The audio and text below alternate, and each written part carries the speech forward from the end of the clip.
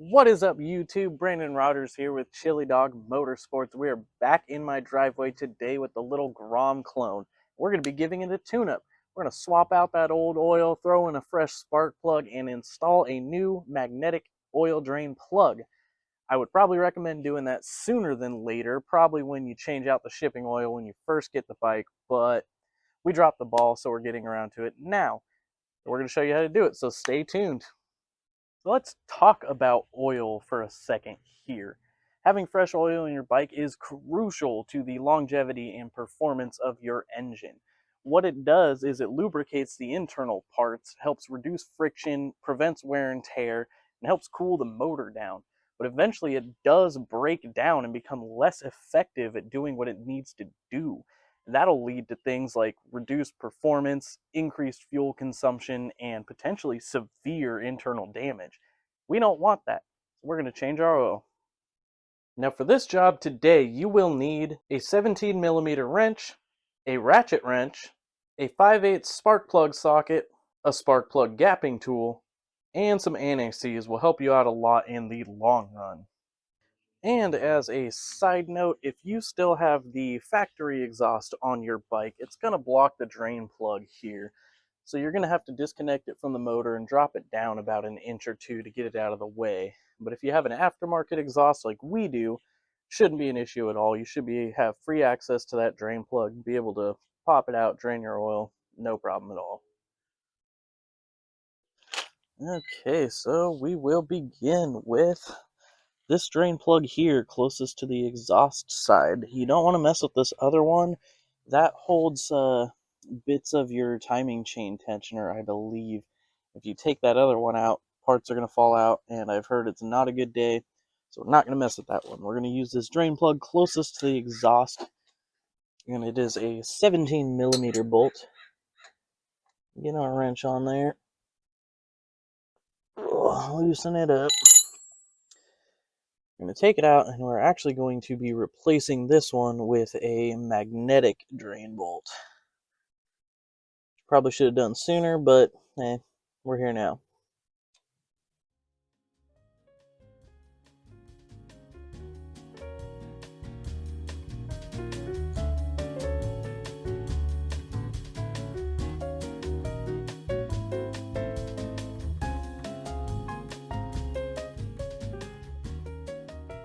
And once that's about done, tip the bike, make sure there's no more oil in there once it's level.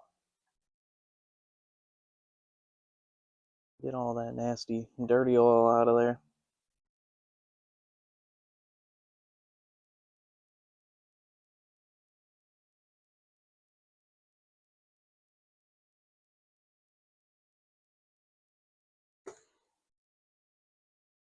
Be about good. Oh. Yeah, there's definitely a little bit of metal shavings on this drain bolt, so good thing we're gonna replace it with a brand new magnetic drain bolt. This will help just kind of catch any metal filings that happen, to occur inside your motor, and it'll hold them all on this magnet, so when you take it out for your next oil change, you can wipe the metal shavings off and they're not circulating through your engine. We will just install this. Oh, actually, be careful of that. The sealing washer from our original bolt was still there. You don't want to double washer those. That will cause catastrophic leaks. Ask me how I know.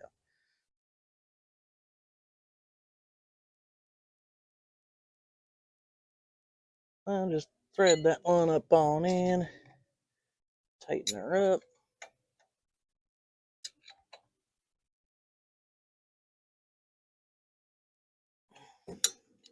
Should be good, and that doesn't have to be like insanely tight. You just want to snug it up.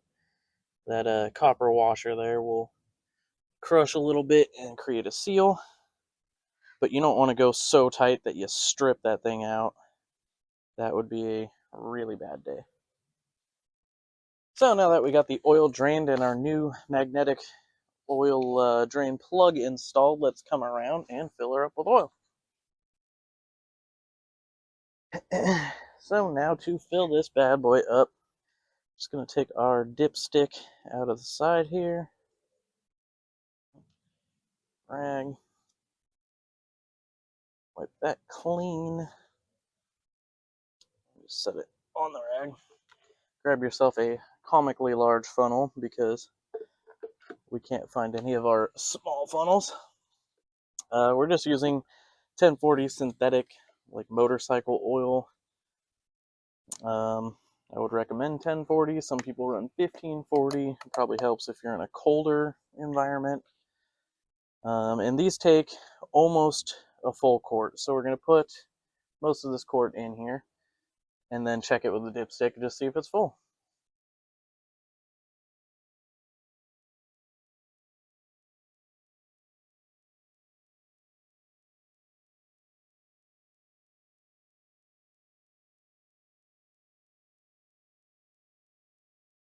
All right, so that is most of the quart.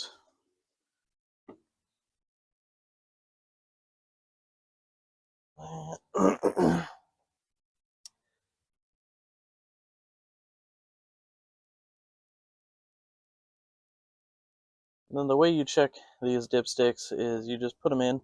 You don't thread them in. You just put them in, bring the bike level, check it.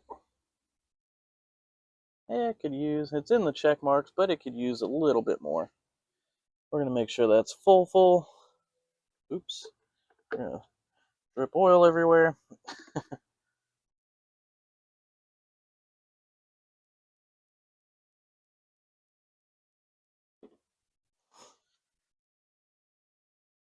Add a second to run down. Oop.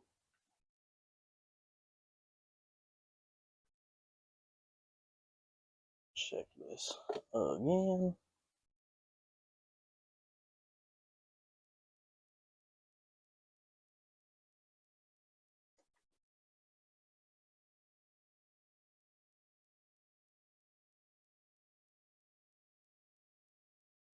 And it needs a little bit more still. I want to get it right to the top of the checked area, just so we know it's full. Better to have it full than have it empty. But you don't want to go too full, it will start spitting out the breather tube in the back.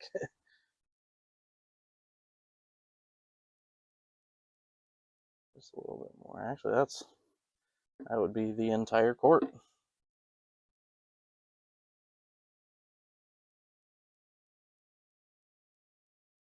Wipe off some of this oil we slung all over the place.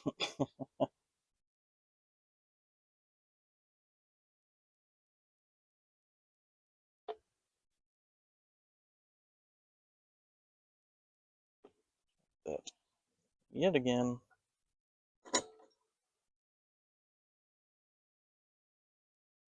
And that is right to the top of the check marks there.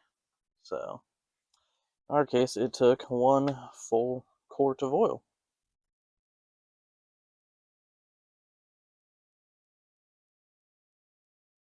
And just like that, your oil's changed. And now coming down here to the spark plug, we are going to take our 5/8 spark plug socket. Go ahead and pull the spark plug boot off. Get your spark plug socket on there. Go ahead and get the spark plug out of there.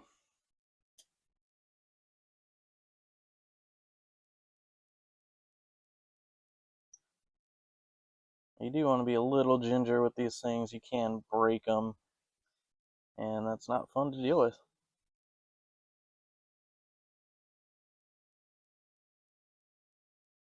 Get that out of there. Looks like ours is running maybe just, hard to tell. Looks like it's running pretty freaking good, actually. It's tuned just about correct. So we will set that aside. We're going to be replacing it, oh, let me get the packaging here, with an NGK CR7 HSA. That's kind of the what everybody recommends.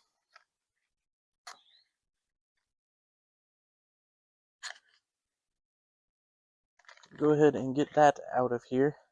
Now's a good time to take a spark plug, a little like gapping tool, and check the gap. These are usually gapped pretty good from the factory, and if you ever need to know your factory specs, come around here. You see it just right there. There's a plate on your swing arm that will tell you what spark plug gap you need. And then you just take your plug and your tool and gap it accordingly. I already checked mine. Mine is good. Excuse me, I just burped right into the microphone.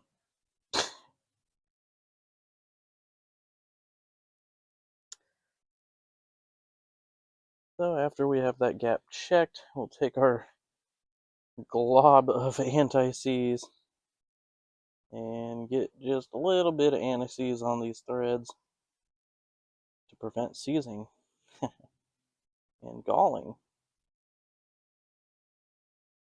Then we'll get a little bit on those threads. Get her threaded in there. With spark plugs, it is important. Thread it all the way by hand before you put a wrench on there. You don't want to cross thread that. That is a really bad day. So make sure it's in as far as you can get it by hand. Then get your wrench on there. And just kind of cinch her up. And again, these don't need to be insanely tight. All you're doing is crushing the little washer on there, and that's all you need. That doesn't need to be torqued down to 100 foot-pounds, but that's all you gotta do for the spark plug. Put your boot back on. That's on. And there you have it. That's how you change the spark plug. And now, since this was a usable spark plug, it worked perfectly fine. I'm just going to take a wire brush, kind of brush all the crud off of it. And then I'm going to put it back in the box our new spark plug came out of. And I'm going to set it under our seat. That way we always have a spare spark plug with us. Just in case our spark plug ever fouls out on the road, we can swap it out and keep on trucking. Easy peasy, lemon squeezy. Now your bike should have fresh oil and a brand new spark plug, and hopefully a magnetic drain plug.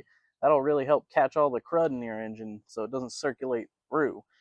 Be sure to dispose of your used motor oil properly. Do not dump it down the drain, please. The fish don't appreciate that.